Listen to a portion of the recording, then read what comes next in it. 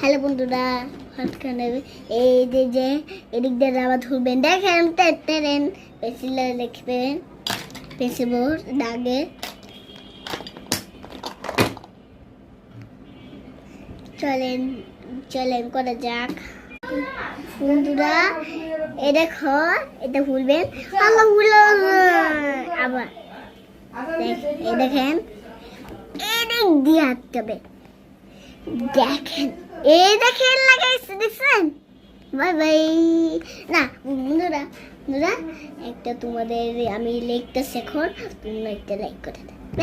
আজকে আমি দু দিয়া দিছি দেন, এই যে দু দুইটা